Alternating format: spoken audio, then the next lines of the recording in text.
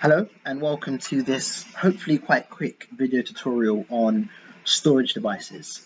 Now I've decided to walk you through how magnetic storage devices work, mainly because in exams it's one of those questions that always tends to pop up, and for some reason we do sometimes struggle to gain maximum marks. In an exam you would only be asked to explain how the magnetic hard disk drive works. You may also have to describe one or two of their pros and cons. So hopefully, after watching this short video, it should put you in a really strong position to maximizing your potential in an exam if you were asked to explain how this type of device works. So as you can see here, I've got a small image of a hard disk drive, and this would be your main storage device in most PCs nowadays, although SSD drives are also coming into play, and they are becoming a lot more popular.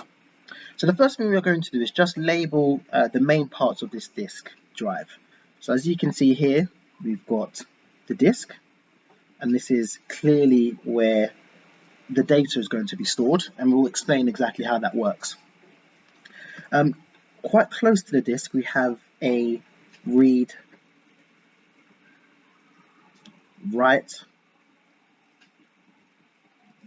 head, and this is of course the part of the hard disk that reads the information. We're also going to look exactly how that works, and the final part we'll look at for now is the section that allows the head to move to different parts of the disk, because of course we can have data stored here, here, here, here, all over the disk, and the movable arm, which is the name of this part of the hard disk drive, and that allows the read-write head to access different parts of the disk. So the first thing we are going to look at is the disk, and we're going to break the disk up into different parts to find out where the information is stored and some of the keywords we can use in an exam. So data is stored on rings that circulate throughout the disk. So if we just kind of sketch out here, we can see this is an example of one of the rings, and I've also got another ring inside, and we call these tracks that go around the surface of the disk.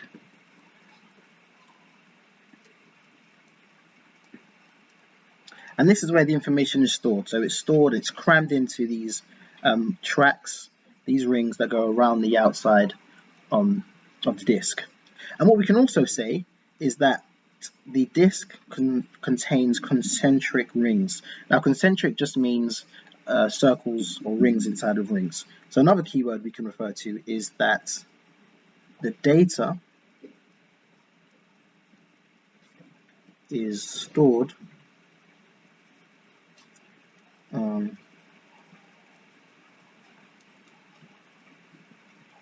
concentric rings.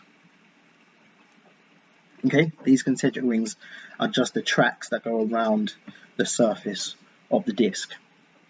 So now let's zoom in a little bit more on the actual disk and the ring itself. So to do that, I'm just going to draw a circle, probably up here somewhere. And this circle is just to illustrate and show you what information is stored, or where the information is stored, sorry. So we're almost zooming in on this tiny image here. So as these rings go around the surface of the disk, we can split the ring up into different sections. Now these sections are all equal in size, and they are called sectors.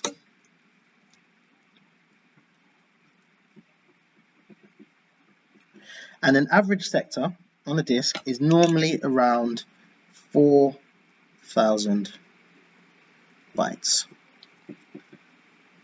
And the ring would consist of many sectors. Okay, so as you keep going around the disk, you have more sectors, more sectors, more sectors. And on each sector, sorry, things just on each sector. Let me just flip that around.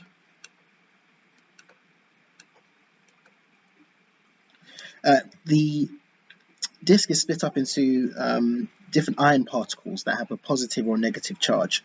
So on the sectors, you've got so many different positive and negative charges, and this is what the read-write head actually reads. It reads the positive or negative charges, and of course these charges directly relate to binary. So a negative would relate to a 0 and a positive would equal a 1. So what I'll do here is I'll just put a 1, and then here we can see 0. So a plus or a positive charge would equal 1, and a negative charge would equal a 0. Now, one thing that's really important to remember is, as you can see, the surface of these rings have the electrical particles. The particles are all in different sectors. Now, what can happen on most hard drives is that these sectors become fragmented.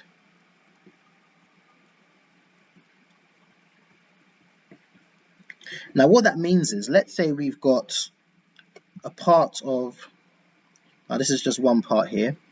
We've got one part of a disk, so this is just half of the disk, and we've got these sectors.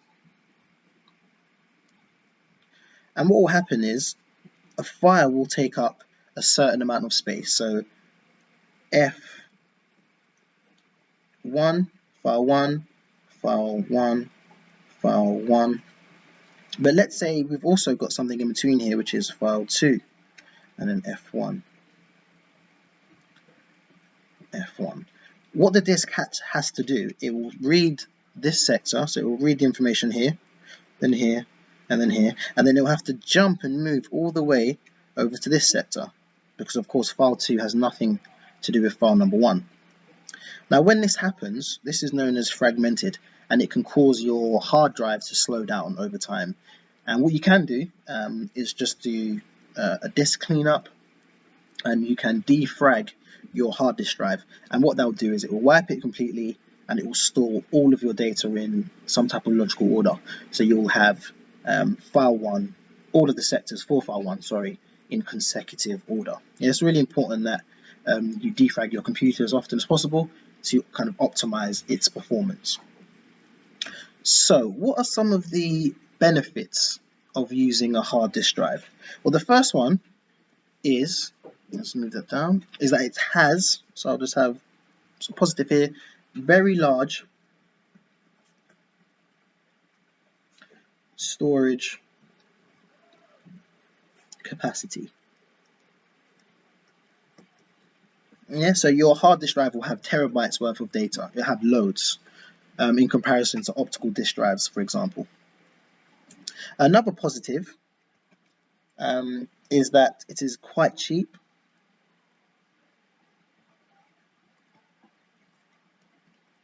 Quite cheap in terms of storage. So you spend £20 on a hard disk drive, you'll get a lot of storage in comparison to £20 for a solid state drive. One more example is that the read and write speed is much faster than optical disk drives. Now we will discuss optical disk drives in a different video, but just remember the read-write speed of a hard disk drive is much faster than that of an optical disk drive. So now let's look at some of the disadvantages. Why would you not want to use a hard disk drive? Well, reason number one, so negatives, we've got they have a lot of moving parts. So you've got your movable arm here, and you've got the read-write head. These are all components that move. So over time, the more it moves, the more likely it is to break or for something to go wrong. So contains moving parts. Right, second, you could say that the moving parts generate heat.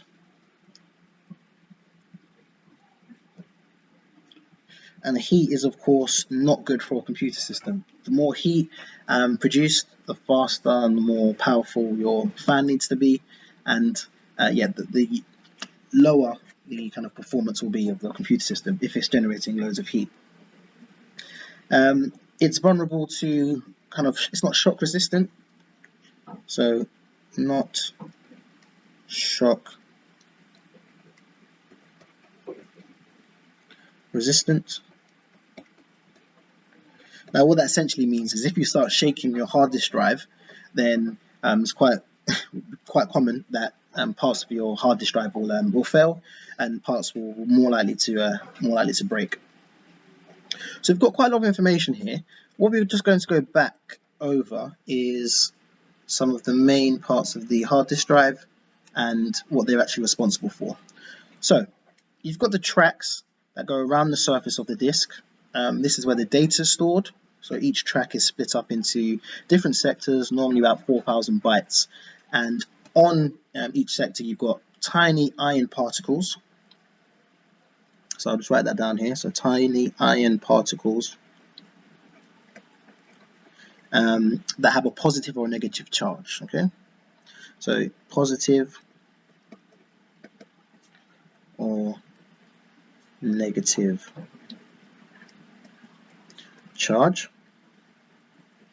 And the read-write head actually has an electromagnet on the top of its head. Okay, so this is what creates like a charge on the surface, and it's able to pick up what the actual charge is. So if it's a positive charge, it will translate to a 1. So the read-write head has an electromagnet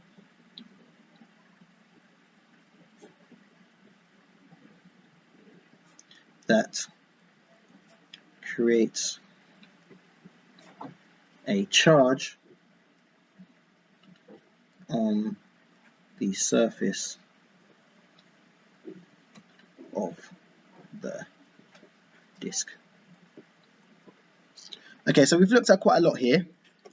I'll leave this here just for a moment or two so you can scribble down some notes. And in the next video we will look at how optical disk drives work, and we'll compare them a little bit, and we will also look at some of the pros and cons of an optical disk drive.